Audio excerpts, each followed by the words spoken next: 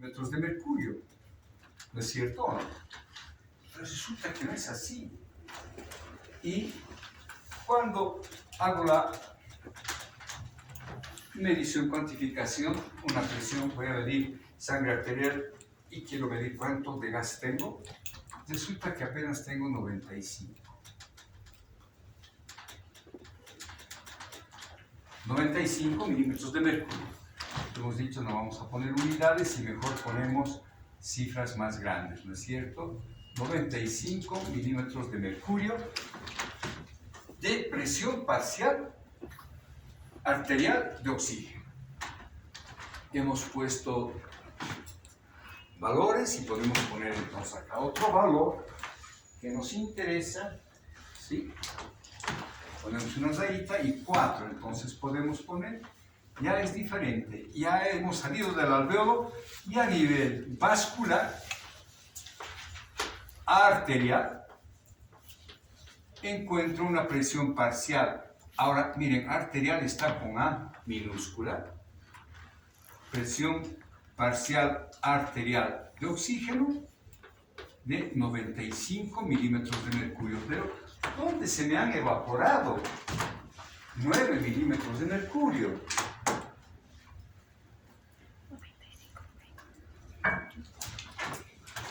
Este recorrido es de sangre que va a hacer su intercambio gaseoso, pero el pulmón necesita unificación, al igual que el riñón. Recuerden que en el riñón tenemos el sistema de intercambio, los vasos rectas, etc. Pero hay otros vasos que llegan al riñón. Bueno, igual acá hay unos vasos, y estos vasos hacen un shunt, es decir, hacen un bypass, van a pasar directamente de aquí, van a ir a la arteria, este shunt, entre la vena y la arteria. Aquí están irrigando, entonces aquí podríamos poner un capilar pulmonar de intercambio. Va a intercambiar oxígeno, dióxido de carbono para el tejido pulmonar. Entonces este shunt no se está oxigenando, es sangre venosa, se mezcla con esta y nos da 95 milímetros de mercurio. Porque este shunt se ha producido antes de que se oxigene. Muy bien. ¿Estamos de acuerdo? ¿Estamos comprendiendo? Presión parcial alveolar de oxígeno 104. Deberíamos encontrar, porque sale con esa presión del alveolo, sale a la arteria, pero inmediatamente se va a mezclar con esa otra sangre que es venosa y baja la presión parcial de oxígeno al 95%, o sea, no ha llegado a saturarse al 100%. Muy bien. Recose llega con 95%, aunque no crean, esta parte es muy bonita seguirla, así como estamos haciendo. Llega con 95% y a nivel capilar, y ponemos lo que habíamos puesto allá, o donde pusimos en algún lugar, no me acuerdo. Entonces aquí vamos a poner la célula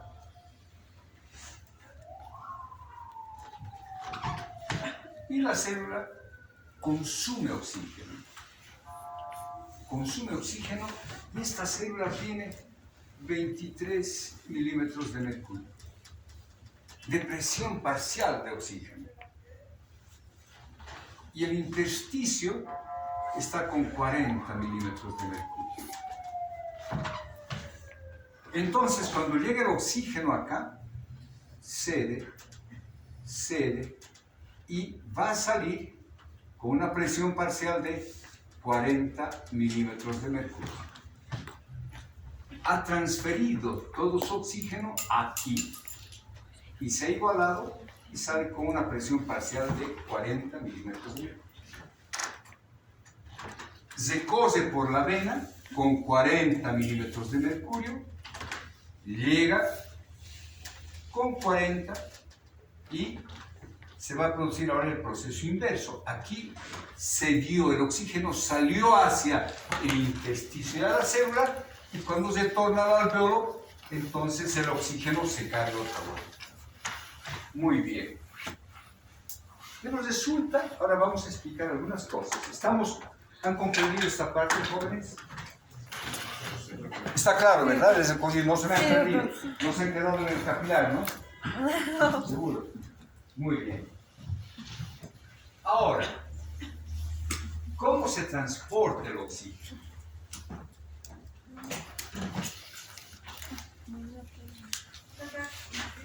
La del champ que dijo, ¿podríamos volver a explicar una vez más? ¿Por qué pasa esto? Sí, o sea, a ver. Si ustedes se fijan en este sistema,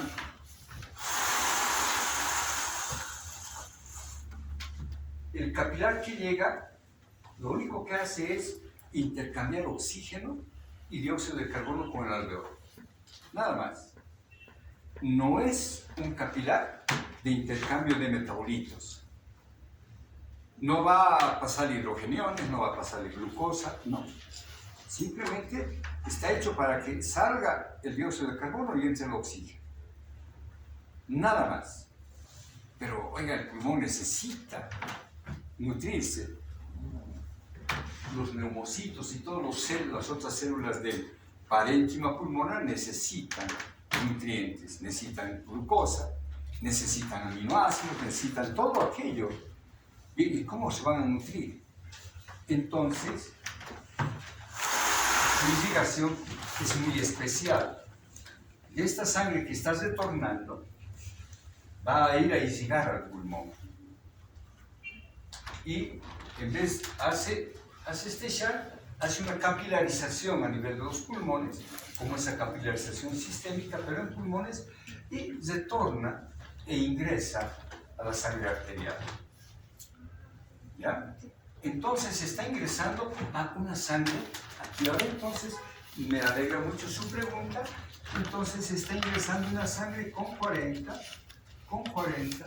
mililitros de mercurio y se está mezclando con esta que venía con 104 y al mezclarse le ha quitado una porción, se ha mezclado, ¿sí o no? Si se mezclan 6 rojos con 2 azules, no nos va a dar rojo y azul separados, no se van a mezclar, ¿sí o no? Bueno, entonces es eso lo que ha pasado y ya ahora tenemos una sangre que ya no está con 104. En el alveolo estaba con 104, pero a nivel de arteria, en aorta ya está con 95. Y listo. Y la verdad es que me olvidé y no repasé a qué nivel se produce el shunt y a qué nivel ingresa. Me lo pueden repasar. Tal vez si alguien tiene un libro ahorita de anatomía, podemos desasnarnos. ¿Sí? Podemos desasnarnos. ¿Quién entra ahorita? A ver, busquemos shunt pulmonar. S-H-U-N-T, shunt, bypass shunt pulmonar, en la irrigación pulmonar. Y veamos de qué vena y a qué arteria sale. Vamos, desasnémonos, eso me olvidé y no es de pasado. Vamos, shunt, S-H-U-N-T, shunt pulmonar. Debe estar así directamente. O pregunten al Google o al otro al chat. GPT, a ver, indican. ¿No tienen el chat ustedes? ¿Ya tienen o no? Ya pregunten a ver. Dime cómo es. ¿Ya encontraron? Shunt o bypass o irrigación del pulmón, podemos poner tal vez eso, irrigación pulmonar. Se produce cuando la sangre venosa perfunde áreas. Ya encontró usted, a ver, diga fuerte. Doctor, dice que se produce cuando la sangre venosa amiga perfunde áreas extensas del pulmón no ventiladas y no se enriquece en oxígeno. Muy bien, pero ¿de dónde a dónde va? Eso nos interesa. Ve, ahí está, eso es el shunt. Vean ustedes, irrigación pulmonar de sangre no oxigenada.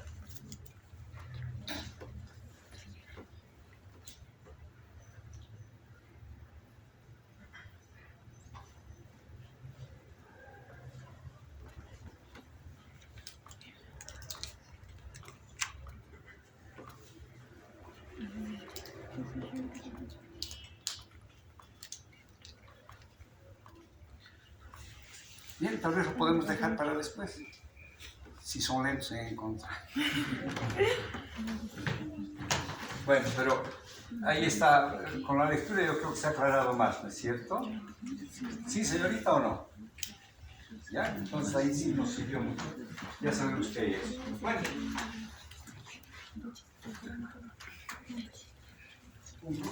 Estábamos. Ahora queríamos saber cómo se transporta el oxígeno. El oxígeno pasa entonces hacia la sangre y resulta que el oxígeno es prácticamente insoluble en agua. Y se va a transportar apenas 3 mililitros de oxígeno por decilitro de sangre. Una miseria, nada. Pero, sin embargo, alcanza una presión parcial de 95. Bueno, entonces transporte del oxígeno.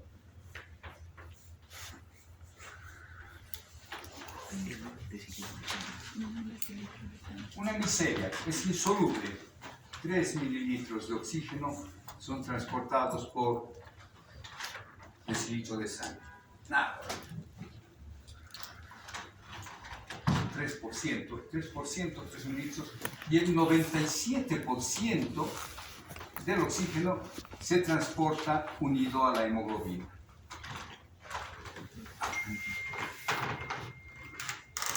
El 97% de la hemoglobina o del oxígeno une al oxígeno. Les repito, ha tenido nuestro organismo, ojo, que... ¿Y por qué es necesario el oxígeno? Porque es básico, es fuente de energía. Ustedes van en un tanque de oxígeno, prendan fuego, ahí está, es fuego. ¿Y qué hace el oxígeno? Pues interviene en la reacción, glucosa más oxígeno, y sigue, es nuestro energizante. Necesitamos oxígeno para quemar a la glucosa. Y cuando quemamos glucosa nos da dióxido de carbono más agua. Bueno, entonces para esa energía necesitamos oxígeno, y el oxígeno abunda, sí, 21%. ¿Y cómo voy a transportar si este desgraciado es insoluble? Entonces ideó una forma de transportarla, generó una molécula, la hemoglobina, transportadora, que además sirve como tampón. Sí, habíamos visto ya que es un tampón, ¿no es cierto? Una sustancia que aminora el pH. Bien, 97% de transporte a la hemoglobina. ¿Pero cuánto transporta? Podemos sacar. A ver, veremos. ¿Qué cantidad de hemoglobina tengo en la sangre? Ya su memoria no las deja, es tan corta. 15 gramos por decilitro. Pueden negar a 15 gramos por decilitro. Esta sí, si la saben, me voy a sentir contento. Porque se ha dado en teoría, hemos preguntado a mi grupo al menos alguna vez. Y 1 gramo de hemoglobina, ¿cuántos mililitros de oxígeno transporta? 1,32. 1,34. Cerquita, muy bien, bravo, me alegra mucho. 1 gramo de hemoglobina transporta 1,34 mililitros de oxígeno. Bien. Entonces, ¿cuántos mililitros de oxígeno se transportan por decilitro?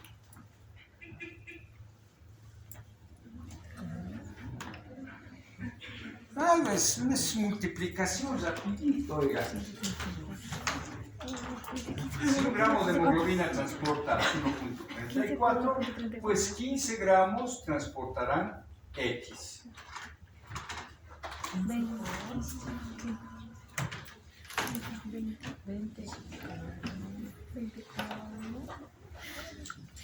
20 o no. 20. Tantos. Y entonces,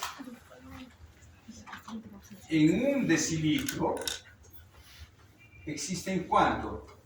20 ¿qué? mililitros de oxígeno. Eso es lo que transporta. Esa cantidad de volumen de oxígeno transportan los glóbulos rojos.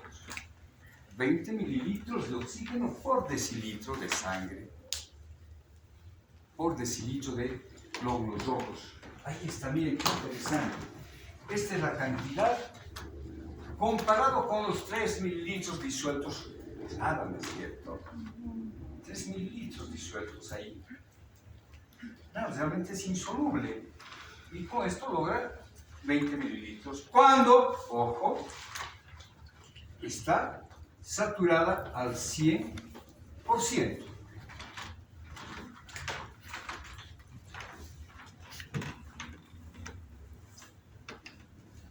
Estos 95 milímetros de mercurio, ¿qué porcentaje representa? Ya está, ya. Una marea, ya. Un tsunami de conocimientos.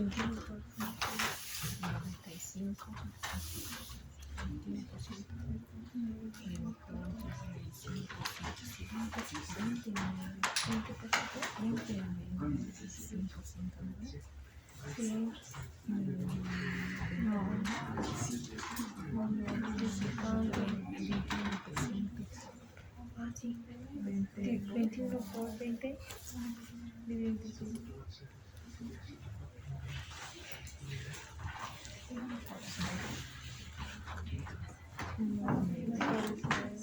Sí.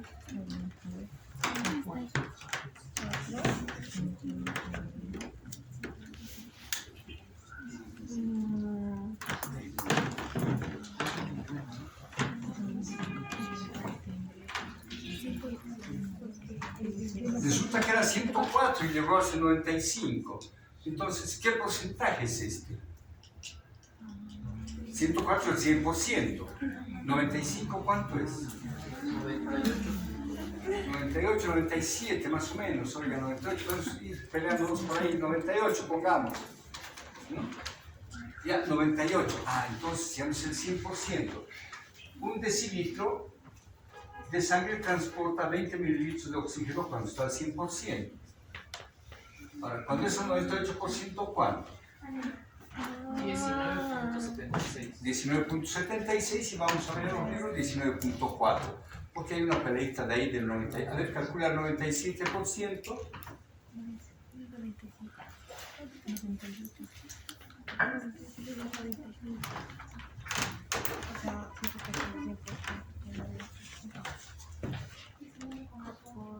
$19.4, ¿no? Ese es el...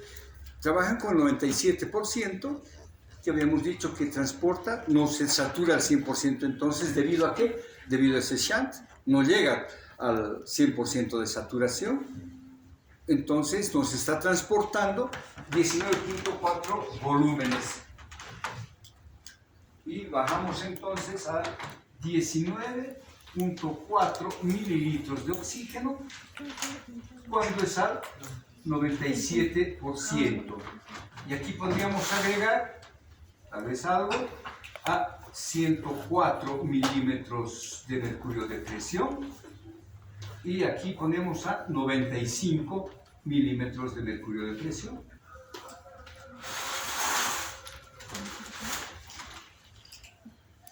Bien, entonces el oxígeno se transporta primordialmente acoplado a la hemoglobina, formando la oxihemoglobina.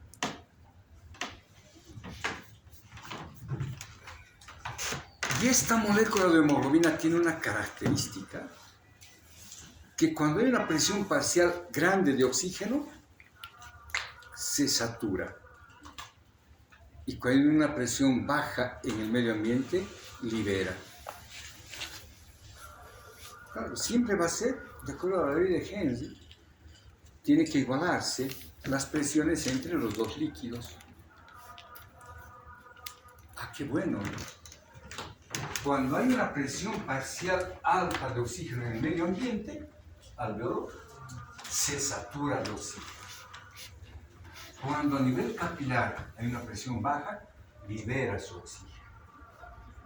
Ya vamos a ver, hay dos principios de Bohr y Haldane. Vamos a ver posteriormente. ¿Sí? Nos va a servir mucho. Y todavía vamos a tener que estudiar la curva de disociación de la hemoglobina. Porque es interesante. En sangre no lo han hecho, ¿no es cierto? ¿O han hecho? No hay la clase, eso ya no sé, pues desconfío de ustedes. Deberían haber hecho, pero bueno. Entonces, se pasaron. Ya les digo, podemos partir de allí o de acá, no importa. Podemos partir de acá.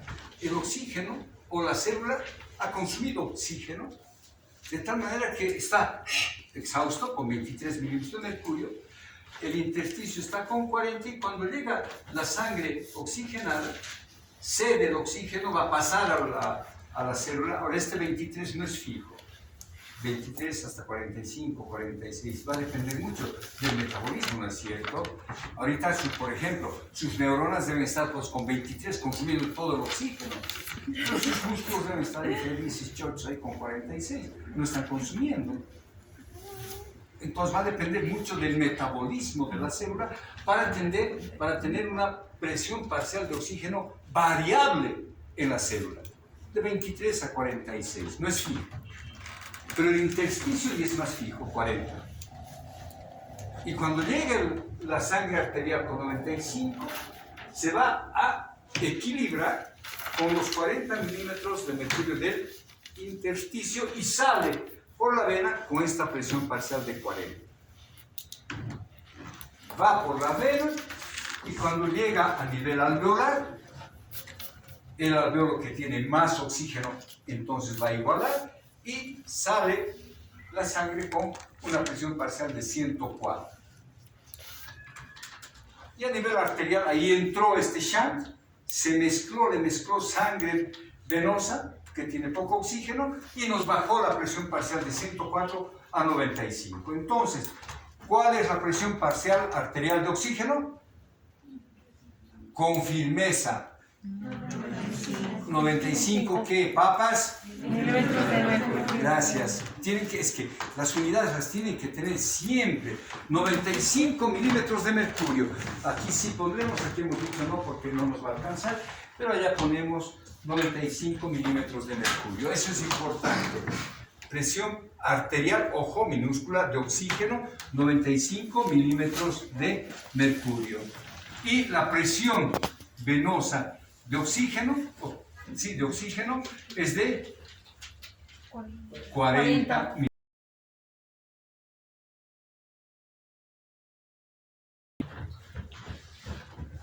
Cuando estudiemos la curva de disociación, vamos a ver lo fantástica que es la hemoglobina. Porque acá hay un gran descenso, ¿no es cierto? Más del 50% ha sido consumido un descenso de la presión parcial bajísima. Pero la saturación de la hemoglobina no llega tan bajo. Es una curva fabulosa. 90, 60, 90 si quieren ustedes. Así de fabulosa es esa curva, porque gracias a esa hemoglobina, nosotros en la altura no nos desaturamos. Porque si no, pues estuviéramos fregados, porque acá es más bajo. Muy bien. ¿Hemos comprendido el transporte de oxígeno? Muy bien. Ahora vayamos al dióxido de carbono. En este nuestro circuito. Y también podemos partir de la célula, ¿no es cierto? No tanto del pulmón, sino más bien de la célula, a diferencia del oxígeno que estamos metiendo. Es el oxígeno que va a entrar y va a ir a todo ese circuito. Con el dióxido de carbono es lo contrario, donde se ha producido en la célula. Y entonces la célula es diferente y vamos a dibujar una célula diferente. Entonces, aquí, tenemos una célula que está produciendo dióxido de carbono. Dióxido de carbono que transfiere en el sistema capilar y acá más o menos tenemos 45 milímetros de mercurio, aquí tenemos 40 en intersticio, Por lo tanto, vamos a tener 40 milímetros de mercurio a nivel capilar venoso.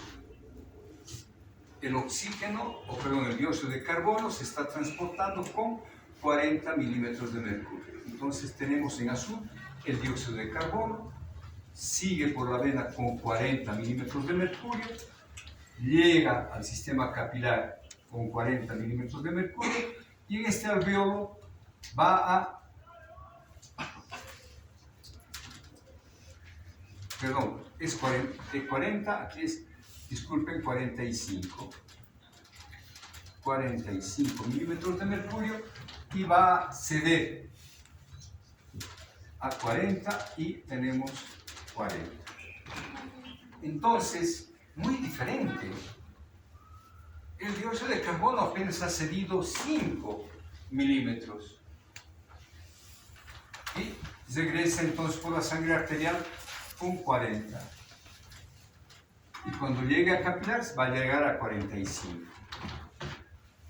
Sale del sistema capilar sistémico con 45, llega a nivel alveolar y despacha y encuentra su equilibrio que habíamos mencionado, esta presión parcial arterial del dióxido de carbono de 40 milímetros de mercurio. Oigan, apenas ha cedido 5 milímetros de mercurio, mientras que acá el oxígeno ha sido bien magnánimo, ha cedido 55 milímetros de mercurio. El oxígeno apenas 40, de los 45, 5 y sale con 40. Vaya, un jueguito bien simple, ¿no es cierto? Pero ¿cómo se transporta? En algún momento les dije que el oxígeno tiene una gran difusión. Y es verdad, en todas las células se pasa libremente. Parece contrabandista, se pasa, oiga. O político que saca su canela, pasa lo que sea. Ven ustedes en boa, todo eso así. Con ese permiso parece el dióxido de carbono. Y veamos, será tan simple su transporte. Tiene la libertad. Tiene una alta solubilidad, 20 veces más soluble que el oxígeno. Y el oxígeno es 2 veces más soluble que el nitrógeno. ¿Saben ustedes?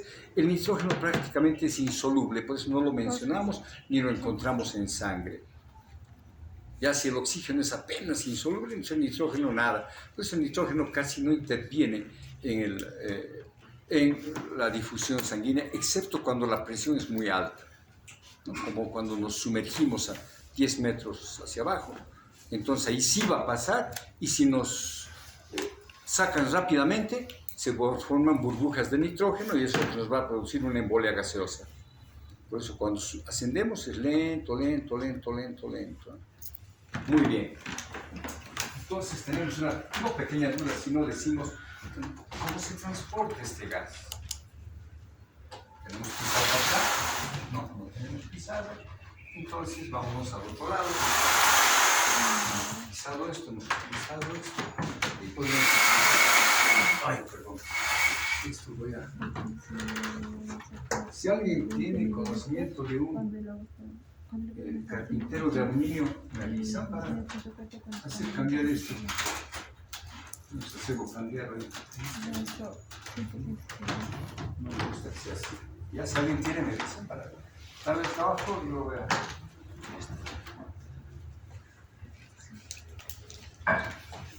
Muy bien. Dióxido de carbono.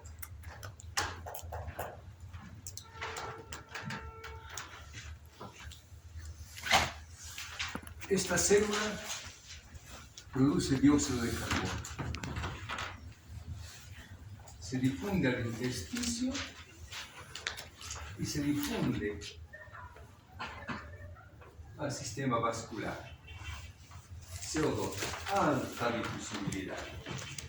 Es altamente soluble, muy soluble. Bien. Y en la sangre tenemos varias cosas. Por una parte tenemos unos glóbulos rojos.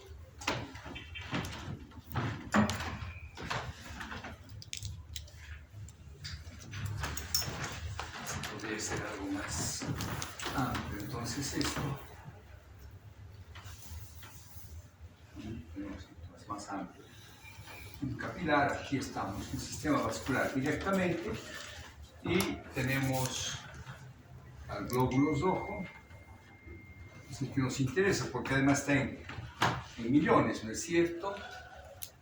Y en el plasma tenemos agua. Ah, muy bien. ¿Y el dióxido de carbono más agua qué hace?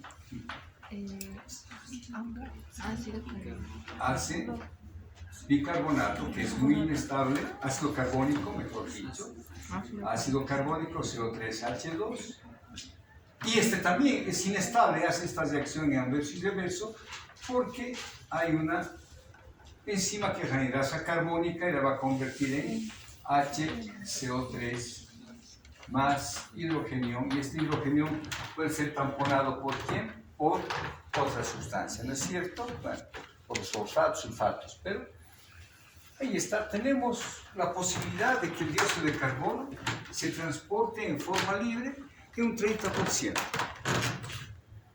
Como CO2, se va a transportar en 30%, entonces de esa presión parcial de 40 milímetros de mercurio, el 30% se transporta en forma libre, o puede hacer esa reacción dependiendo mucho del pH, y va a ser eliminado por el pulmón. Un 30%. Nada.